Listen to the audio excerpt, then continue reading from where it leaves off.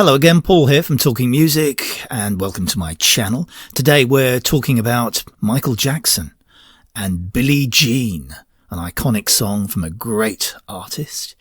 There's a couple of stories as to how this song came to be in the first place.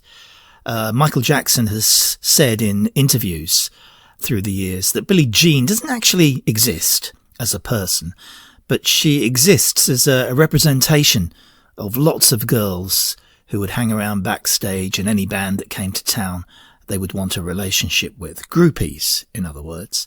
And Michael Jackson evidenced this. Is a representation of what he saw during his days as a member of the Jackson 5. There's also another story, and it's a story that's told by Quincy Jones. And Quincy tells a rather amusing story of a time when Michael, with his brothers, the rest of the Jackson 5, they were in a compound, a private compound, and this woman had managed to find her way in. And she looked every bit the part. It was a hot sunny day, and she lay out by the pool. She was wearing a bikini. She had the shades on and everything. And she's lying out there looking, as if she absolutely totally belongs there. And people are looking at her thinking, who's she? I mean, what's she got to do with anything? How did she get in? And Michael Jackson came down, and she marched boldly up to him when she saw him and accused him of being the father of one of her twins. Unbelievable, isn't it? So, who to believe? Quincy Jones or Michael Jackson? Well, Michael Jackson did write the song, and you'd have to sort of side with him, really. But nothing should get in the way of a good story, don't you think? And Quincy Jones there, he didn't want the song to be called Billie Jean because he thought people might mistake the song for the tennis player Billie Jean King, who was rather successful throughout the 60s and into the early 1970s. But Michael Jackson wasn't having any of that. He wrote the song, and that's what the song was going to be called. And Quincy Jones kind of suggests here that when he butted up against Michael Jackson, when a decision had to be made over something, invariably it was Michael who got his own way. Because I think half a producer's job is assuring you got the right songs. And that's the biggest conflict you have sometimes with the artists. If they write a lot of songs, is they are in love with everything they write. And it's hard for them to kill their babies, And Michael, on Billie Jean, he had an intro. You could shave on that intro, it's so long. And so I said, this melody is too long. We got to get to the melody quicker. He said, but that's the jelly. That's what makes me want to dance. Now, when Michael Jackson tells you that's what makes you want to dance, the rest of us have to shut up. So we had to, he won, Now, Billie Jean is a really important song for what it did. And what it did was influence pop culture. Billie Jean is the song that introduced the world to the Michael Jackson moonwalk, where Michael appears to slide backwards. The moonwalk may only last 2 or 3 seconds, and maybe the slide only takes place over 6, 7, maybe 8 feet or so, but it's still pretty impressive to see. And because of Billie Jean, Michael became famous for his talents as a dancer too. He was a kind of latter-day Gene Kelly, I suppose, but with the extra bonus of being able to sing as well. The guy could really sing, and the guy could really dance. And high-energy dancing became a big part of Michael's act because of Billie Jean. And it also inspired many other acts at a later date, including his younger sister, Janet. Now, the truth about the moonwalk is that Michael learned how to backslide when he saw Jeffrey Daniel from Shalimar dance to A Night to Remember on Top of the Pops, which was the most popular music program on British TV at the time. And the reason why he was dancing to A Night to Remember was because Jeffrey Daniel was a dancer, and the lead singer from his band, Jodie Watley, was unwell and couldn't appear on Top of the Pops to sing the song. So he convinced the executive producer of Top of the Pops, Michael Hurl, and danced to the Shalimar song A Night to Remember, so the song could be featured on Top of the Pops, which was a very important marketing tool for songs going up the charts. And that's what happened. And Jeffrey Daniel wowed everyone with his dancing. And guess who saw that particular episode of Top of the Pops? None other than Michael Jackson, who wanted to learn how to dance like that. So he got in contact with Jeffrey Daniel, who then went on to coach Michael on how to wave and click and pop and slide. The dance was about getting ready to go out, how you might prepare yourself, with the backslide being the culmination of the dance. People didn't know how it was done, whether there were wheels in his shoes, whether someone was pulling him backwards with some sort of invisible string, or whether the floor was greased. The answer was, of course, technique and practice and shoes and flooring that are conducive to the move. When Michael perfected it, he started calling it the moonwalk, and he performed it for the very first time in public in the Pasadena Auditorium in California at a special concert to commemorate Motown's 25th year while singing Billie Jean. It took place on March the 25th, 1983, and Jeffrey Daniel was an invited guest in the audience. NBC broadcast the show on TV some 6 weeks later, May the 6th, and within 24 hours, the whole world knew of the moonwalk.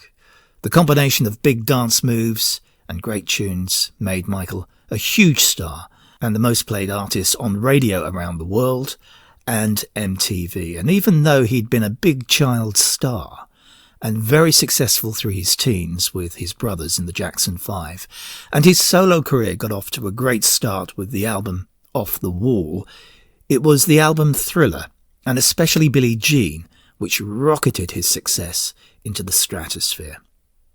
As you heard Quincy Jones say before, the intro to the song was too long at 29 seconds, and he just wanted to get into the song quicker. But Michael Jackson wasn't particularly feeling that. Because when Michael wants to dance, then you don't argue, you just move on, said Quincy. The music video was produced by a guy called Steve Barron, who was chosen because Michael and Quincy had really liked his production on the Human League's video for Don't You Want Me. And Steve Barron came up with the idea of Michael stepping on squares which would light up, and a photographer following Michael taking photos that don't materialize on the developed picture, portraying Michael Jackson really as a kind of surreal character. Some would say the character he was to become.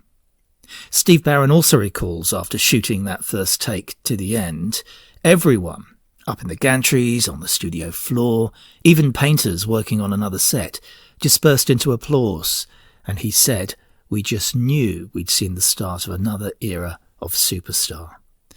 And the well-known producer and record mogul L.A. Reid told Rolling Stone magazine back in 2004 that Billie Jean is the most important record Michael has ever made. And when you think of it, there's a strong argument for it. Commercially, it led the way for Thriller, establishing Michael as a dancer and therefore not just a singer, but an all-round entertainer. It began innovations in video. Video became a real art form. And it was the song that began the Michael Jackson look: sequin jackets, black pants, shoes, and white socks. It was also the song, ironically, after all that Michael was performing in 1984 with lyrics altered to praise a well-known soft drink when pyrotechnics spun out of control and reacted with the hairspray Michael was wearing, and his hair caught fire, causing him so much injury he had to have reconstructing surgery and then start taking prescriptive medicines for the pain and the recovery, medicine that he later became addicted to. Let's look at some charts, the important UK and US charts, to see how the song fared. On the American Billboard chart, went to number 1 on March the 5th, 1983, ended up staying there for 7 weeks on top of the American charts, and turned out to be the second best selling single of the year in America, behind The Police and Every Breath You Take. And all of that in terms of singles record sales, while it's on the Thriller album, the best-selling album of all time, of course. On the UK charts, again, look at that date, went to number 1 on the very same day as it did in America, March the 5th, 1983. Just the 1 week at number 1 this time round in the UK, because look at that, Bonnie Tyler jumping up 12 places to feature at number 2 in this particular week with Total Eclipse of the Heart. It took over the number 1 spot for Michael the following week. But like I said before, Thriller had been released from the December before, and it was selling in its bucket loads, but people were still buying the single as well. Some other facts: even though Michael Jackson wrote the song Billie Jean, he feels that he got a little bit of divine help with it. How do I write a song? Well, if I sat here and played some chords, whatever, and say, I'm going to write the best song I've ever written, nothing happens. Something in the heavens has to say, look, this is the time that this is going to be laid on you, and this is when I want you to have it. Now, I remember when I wrote Billie Jean, I was riding in my car down Ventura Boulevard. All I said to myself beforehand, I want to write a song with a great bass hook, and I just let it go, really. And then several days later, artists seem to get in the way of the music. Get out of the way of the music. Don't write the music. Let the music write itself. Billie Jean is Michael Jackson's best-selling solo single of all time, 6.5 million record sales across the world. It received 2 Grammy Awards, Best R&B Song and Best R&B Male Performance. Michael Jackson's vocal was done in one take. The overdubs took a lot longer. According to Daryl Hall of Hall & Oates, Billie Jean's groove was taken from their 1981 hit, I Can't Go For That. When Michael told him of that, he said, well, Michael, what do I care? You did it very differently.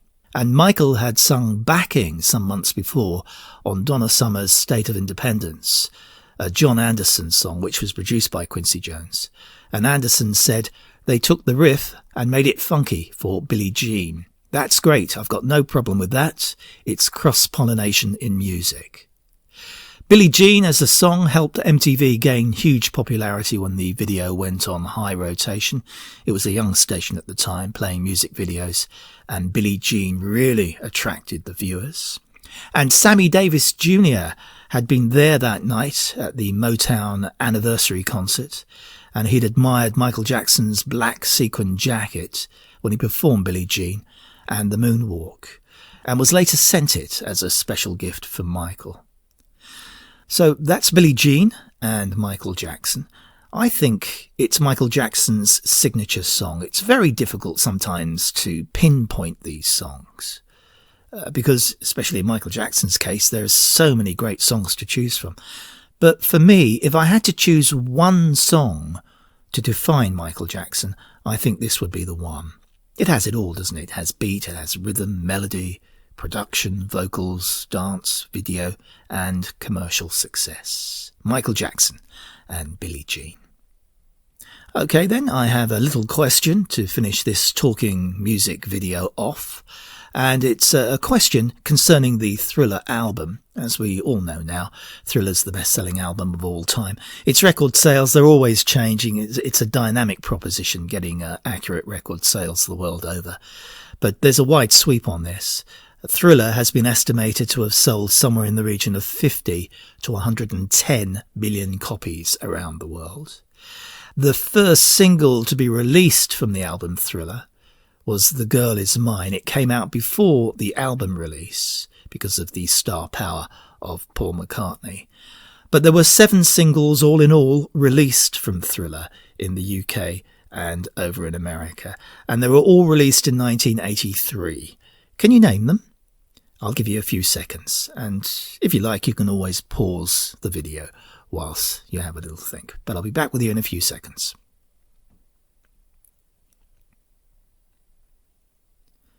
Okay then, the question was 7 singles all in all from Thriller in 1983. Can you name them? Well, we'll start with the one I just mentioned, The Girl Is Mine, which was originally released in October 82, but was still a hit in the charts of January 1983. Paul McCartney, Michael Jackson and The Girl Is Mine. Then Billie Jean, released in the January. Then Beat It, the next month, February. Wanna Be Starting Something came along in the May. Human Nature in July. PYT in September. Then in November, the final one, Thriller, with that magnificent video, which really did change all perceptions of video as a music art form for a pop music single. So that's it for another Talking Music. Thank you so much for listening and watching. If you've enjoyed it, please hit the subscribe button. I'd love it if you do that. And if you like the video, please give it a like as well. So till the next Talking Music video, which will be soon, I promise you, I bid you farewell, and I look forward to us speaking again soon. Till then, bye-bye.